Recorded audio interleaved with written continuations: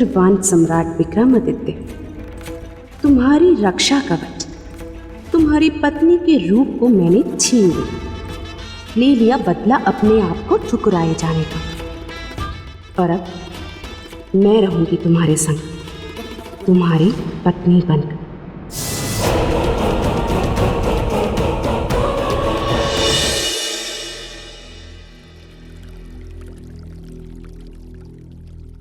बेताल,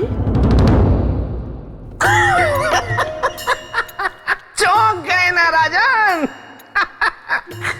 देवी, आगे की कथा मैं सुनाता हूं।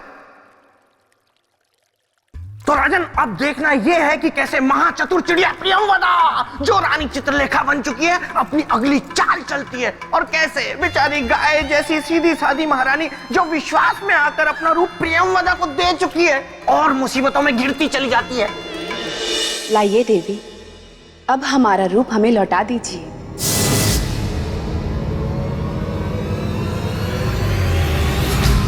रूप और वापस?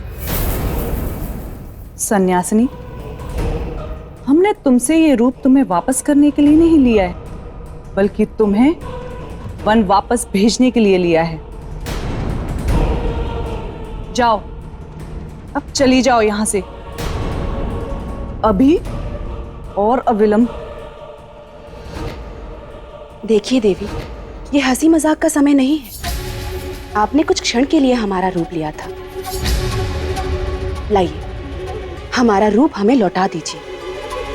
महारानी, ये मजाक नहीं है, बल्कि सच है, एक कड़वा सच, कि अब आप महारानी नहीं रही, बल्कि एक सन्यासिनी हैं, और हम महारानी चित्रलेखा, जिसका अधिकार सम्राट से लेकर सम्राट के राजपाट तक पर है।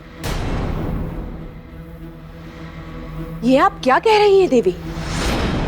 या तो आप बहरी हैं, या फिर आप प्रेम की भाषा नहीं समझती।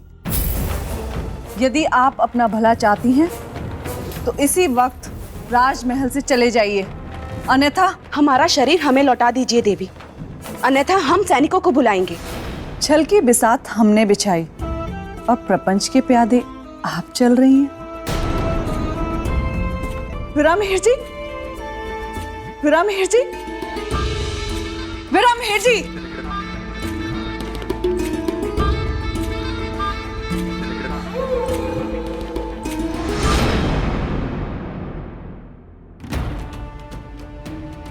हम नहीं जानते थे हम इतने बड़े छल के शिकार बन जाएंगे, परंतु हम इस छली और प्रपंची के सामने घुटने नहीं टेकेंगे। हम उससे अपना रूप वापस लेकर रहेंगे। सैनिकों, विरामहेर जी, सैनिकों, कहाँ गए सब? क्या हुआ महारानी? विरामहेर जी, उस सन्यासिनी को शीघ्र ही बाहर कर दीजिए। हमसे बहुत बड़ी भूल हो गई, जो बिना कुछ सोचे समझे उसे अपने कक्ष में लेकर गए। क्या किया उसने महारानी? कक्ष में जाते ही उसने अपने सुर बदल लिए, स्वयं को महारानी कहने लगी, और तो और हमसे हमारा रूप भी मांगने लगी।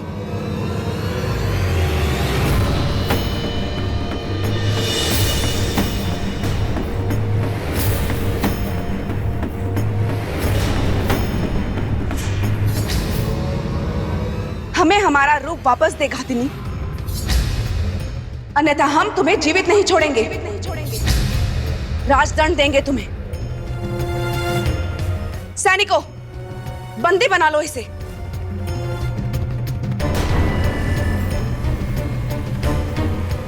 ये तुम्हारी महारानी नहीं,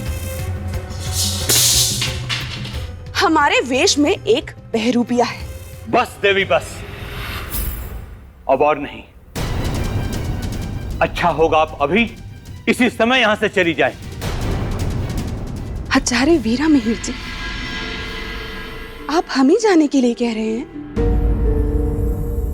अपनी महारानी को? आपने भी हमें नहीं पहचाना ना? पहचान तो आपको मैं उसी समय गया था जब आपको राजमहल के द्वार पर मैंने देखा था। आप कोई सन्यासिनी नहीं, एक छलिया है, एक घातिनी है। यह सत्य नहीं है आचार्य, आप धोखा खा रहे हैं।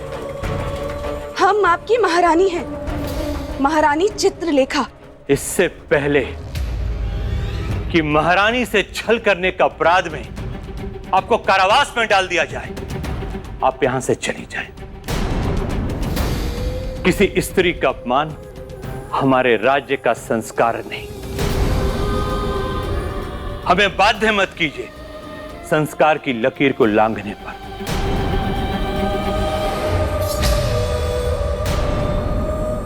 पर मिहिर जी, इससे बहस मत कीजिए और इस संकट को तुरंत ही राजमहल से दूर कर दीजिए। बस कहीं नहीं जाएंगे हम।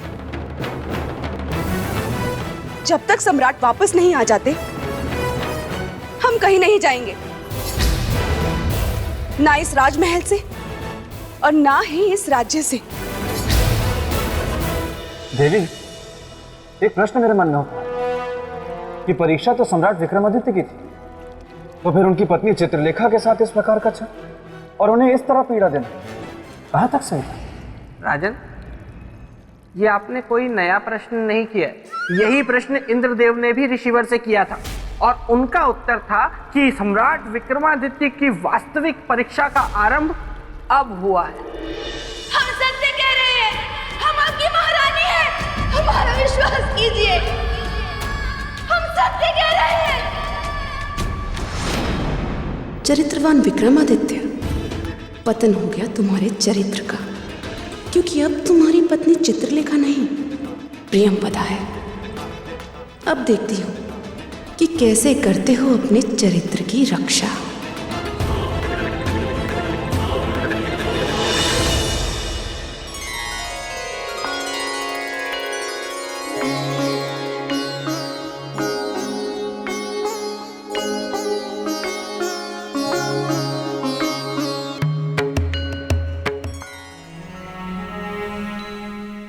महारानी, वर्षों से जैसे आपने परंपरा बना ली हो, क्या? हम जब भी कहीं से लौट कर आते हैं, आप आरती उतारना नहीं भूलती। कैसे भूल सकते हैं? आप हमारे सुहाग जो हैं। और ना ही हमारे पूछने पर आपका उत्तर बदलता है।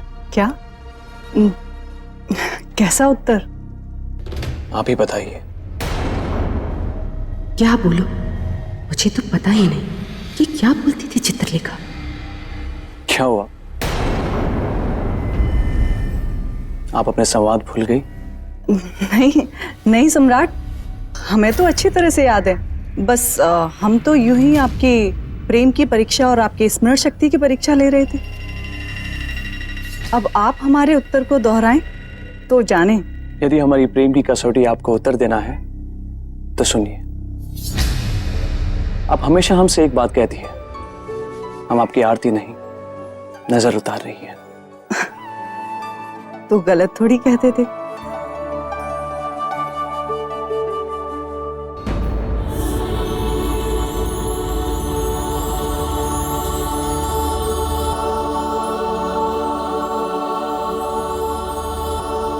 अब चलिए। महारानी,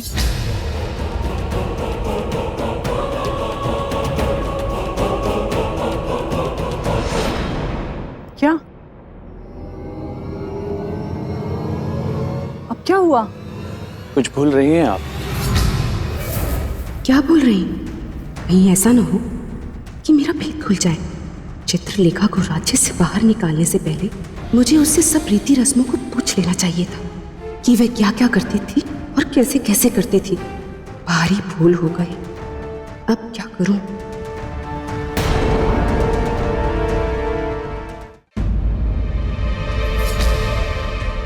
क्या सोच रही हो? सोच नहीं रहे थे, हम तो याद कर रहे थे कि हम क्या भूल रहे हैं। कुछ भी नहीं, हम तो बस आपको छेड़ रहे थे और आप है कि इतनी गंभीर हो गई। चले? फिर दोबारा ऐसा मजाक मत कीजिएगा। आपके इस मजाक ने तो हमारे प्राण ही सुखा दिए। अच्छा, अब चलिए।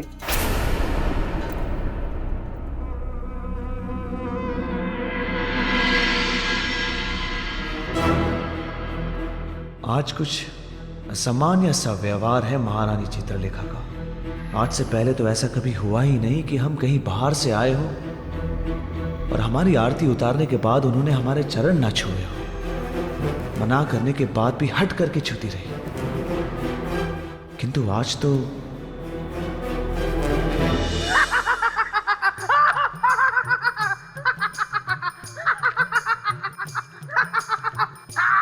बेताल, ये क्या नया नाट्य प्रदर्शन है? नाट्य प्रदर्शन नहीं है देवी, ये तो खुशी से मेरी छाती फूल गई है, मेरा सीना चौड़ा हो गया है, क्योंकि मेरे मित्र विक्रमादित्य पर मुझे गर्व है। बताइए राजन, अगर मेरे मित्र की जगह आप होते तो क्या आप पता लगा पाते कि कुछ गड़बड़ है? नहीं नहीं नहीं नहीं, उत्तर मत दीजिए, उत्तर मुझे पता है। इसीलिए मैं आपको समझा रहा हूँ कि हट छोड़ दीजिए और झट से वापस चलिए, क्योंकि ये सिंहासन आपके हाथ कभी नहीं आने वाला।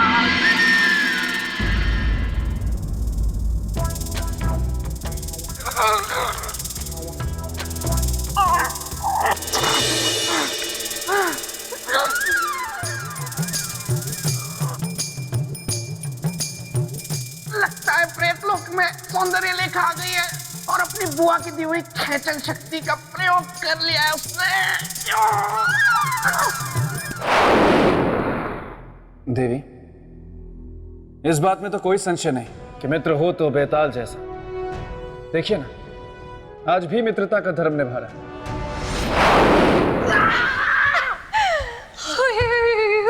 ये क्या तरीका है बेतालनी? मैं वहां पर अपने मित्र की चरित्र की कथा सुनने में लीन था और तुमने मुझे यहाँ खींच लिया। क्योंकि मैं हूँ सौंदर्य लेखा, मैंने तुमको यहाँ नहीं देखा, इसलिए तुम्हें लाया खींच। आओ करे प्रेम की बातचीत। हाँ, वाह वाह, अच्छा किया, बहुत अच्छा किया सौंदर्य लेखा जो तुम यहाँ खुद आ गई, वरना मैं ही तुम्हें बुलाने वाला था। सच? क्या तुम्हारे मन में मेरी यादों के रसगुल्ले पक रहे थे जो तुम मेरी राह ऐसे तक रहे थे? नहीं नहीं, मैं तो तुम्हें ये बताने के लिए यहाँ बुला रहा था कि मैंने विवाह करने का इरादा कर लिया है। सच? हाँ, और तो और विवाह के पश्चात मैं घर बेताल बन के अपने ससुराल में ही रहने वाला हूँ। अब ये पूछोगी नहीं कि वो बेतालनी कौन है? उसमें पूछना क्या है? सौंदर्य लेखा यानी कि मैं। नहीं नहीं, तुम नहीं, उसका नाम है कमल चक्षुनी, जिससे मेरा विवाह होने जा रहा है। देखो, क्या नाम है तुम्हारा? सौंदर्य लेखा। हाँ, सौंदर्य लेखा। मुझे पता है तुम्हारा दिल टूटा होगा, लेकिन मैं क्या करूं? अब तुम ऐसा करो कि सबसे पहले यहाँ आना बंद करो, क्योंकि कल ही मैं यहाँ से अपना ये पेड़ और बाकी सब सामान बटोर के यहाँ से हमेशा के लिए चला जाऊंगा।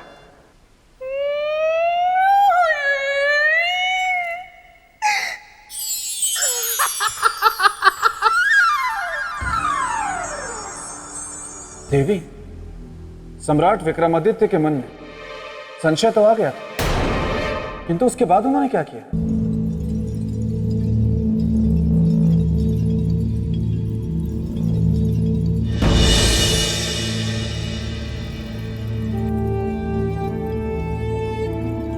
क्या बात है महारानी, आज आपका मन बड़ा शांत लग रहा है। लगेगा नहीं?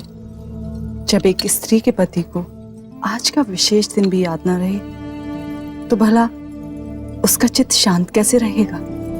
ऐसा कौन सा विशेष दिन है आज? वसंत ऋतु का पहला दिन, एक स्त्री के जीवन का सबसे महत्वपूर्ण दिन,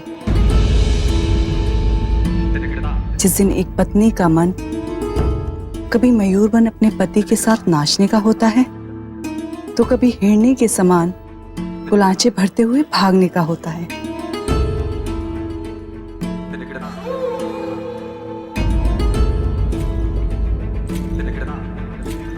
और एक आप हैं।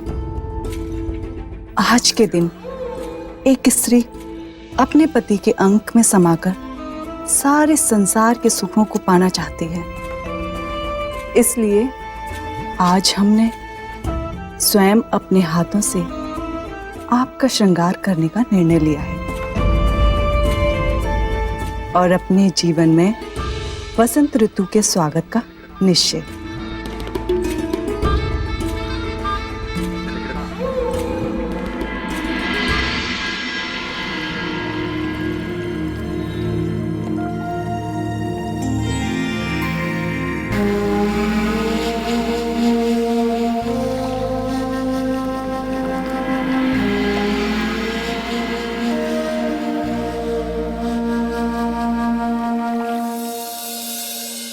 मैं अपने उद्देश्य में सफल हो गई विक्रमादित्य। जिस प्रेम को तुमने कल ठुकराया था, आज उसी प्रेम ने तुमको पाया है। अब जीते रहोगे अपनी चित्रलेखा के भ्रम में, और जिस दिन भ्रम टूटेगा तुम चरित्र के पर्वत की ऊंचाई से बहुत नीचे गहरी खाई में गिर चुके होंगे। यह है एक सुंदर स्त्री के प्रेम निवेदन को ठुकराने का बदला।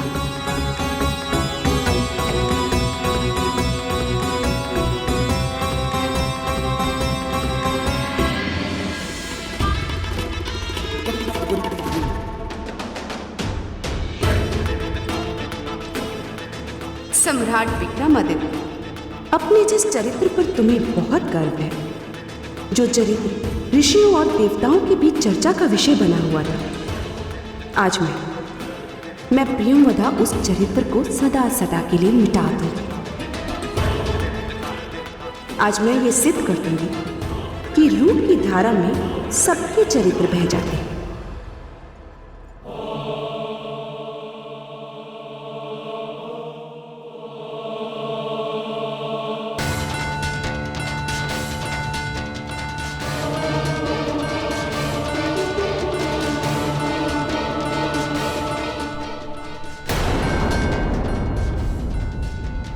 ऐसा क्यों लग रहा है कि ये महारानी चित्रलेखा नहीं, कोई और है?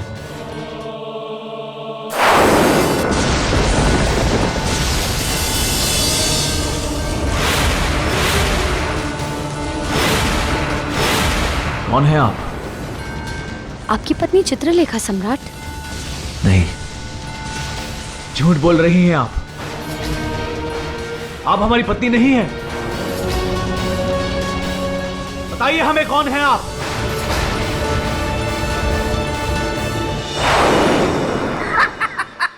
देखा राजन, बड़ी आई मेरे मित्र को उल्लू बनाने चली थी, जबकि खुद के तोते उड़ गए। शांत रहिए बेताल। तो राजन, क्या किसी मनुष्य के चरित्र में इतनी शक्ति होती है कि वो एक स्त्री के रूप के सामने अड़िग रहे? देवी, जिसकी आत्मा जितनी पवित्र, निर्मल और साफ होती है, उसका चरित्र उतना ही अडिग होता है। तो सम्राट विक्रमादित्य को ये कैसे पता चला कि वो उनकी पत्नी नहीं थी? बहुत ही खतरनाक प्रश्न है ये, लेकिन मैं विक्रमादित्य का मित्र हूं, इसीलिए मुझे पता है। आप कहिए कि उसकी पत्नी केवड़े का इत्र लगाती थी। किसका? केवड़े का। और प्रियंवदा ने गुलाब का इत्र लगाया हुआ था, इसीलिए विक्रमादित्य जान गए कि वो उनकी पत्नी नहीं है। यदि आप दोनों की आपसी बातचीत समाप्त हो गई हो, तो राजन, क्या है आपका उत्तर? हाँ हाँ, जरूर।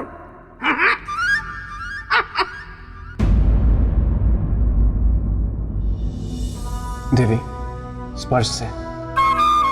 स्पर्श से? हाँ देवी। किसी को पहचानने की ये कैसी विधि है राजन? प्रेम मन से मन का मेल, स्पर्श का नहीं। इसीलिए जब प्रियंवदा ने सम्राट विक्रमादित्य को स्पर्श किया, तो सम्राट विक्रमादित्य के मन ने उस स्पर्श को स्वीकार नहीं किया। अपने मन की आंखों से देखने वाले और अपनी आत्मा की आवाज सुनने वाले को भला कौन धोखा दे सकता है देवी?